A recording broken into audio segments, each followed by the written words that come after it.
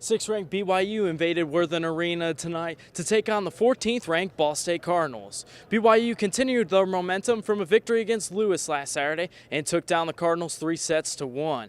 It was Brendan Senior who had his way with the Ball State defense, recording 17 kills for the Cougars. Matched Matt Sanders' total, recording 17 kills himself in Ball State's losing effort. BYU has gained more momentum for their match against Ohio State tomorrow night as they take on the top-ranked Buckeyes in Columbus. Ball State also has a quick turnaround tomorrow as they will host Stanford. In Muncie, for Motor Men's Volleyball, Ben.Schueren. The Ball State women's volleyball team opens their conference schedule up this Friday as they host Central Michigan. They got off to a shaky start of the season, losing the first 9 games. However, Ball State is looking to carry some momentum into conference play, winning 4 of their last 5 games. With a new head coach, some new players, and a fresh new start to the season, the Ball State looks to turn around their season in conference play by becoming MAC contenders. Well, Wapahani comes into tonight's game winners of their last 4 after dropping their first game of the season. Well, early in the first quarter, Lincoln's Allie Owens goes by the Wapahani defense to go into the paint, and she gets the short bucket to fall.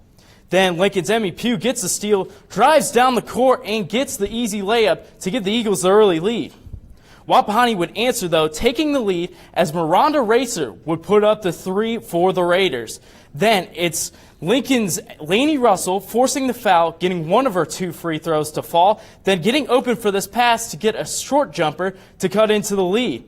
However, it would be Wapahani's Annie Shuck getting the short jumper to give the Raiders a 15-8 lead at the end of the first quarter. Well, we got some Thursday night action over at Schueren Stadium going on, and we have a preview for tomorrow night's sectional semifinals football game at West Dell. Stay tuned. We kick off with sports tonight with some midweek action as Ball State is hosting Toledo tonight. The 2-5 Cardinals come into tonight's game looking to break a 13-quarter touchdown drought. The Cardinals came fired up out of the gate, looking to rebound after 4 straight losses. Picking up in the first quarter, quarterback Zach Blair he faked the handoff and he goes down hard in what appears to be an ankle injury. Freshman Drew Plitt has to come in and take his spot.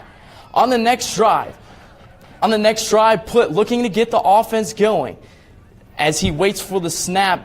As a receiver goes in motion, he fakes the handoff and dumps it off to Jordan Hall for the 8-yard gain.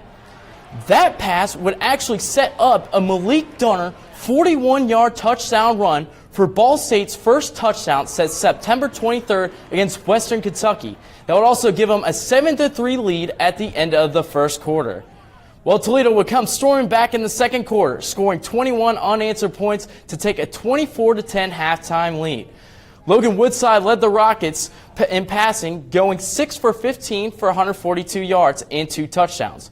Malik Dunner leads the Cardinals in rushing with 2 carries for 44 yards and a touchdown. And finally, women's soccer goalkeeper Alyssa Heinschel was one of 5 players named to the Senior Class Awards first team.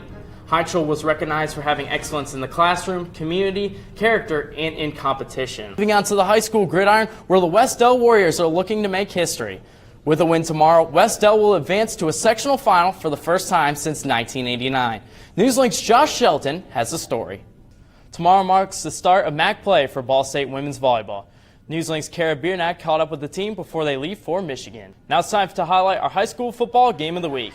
This week we are featuring 2 offensive powerhouses, the Delta Eagles and the Newcastle Trojans. The matchup features the best teams in the state in rushing and passing. Delta has to change their scheme in practice this week for Newcastle. Majority of their games this season have featured rush-heavy teams, but Newcastle poses a passing threat on Friday. Junior linebacker Brady Peace says that the team is used to making these changes week to week.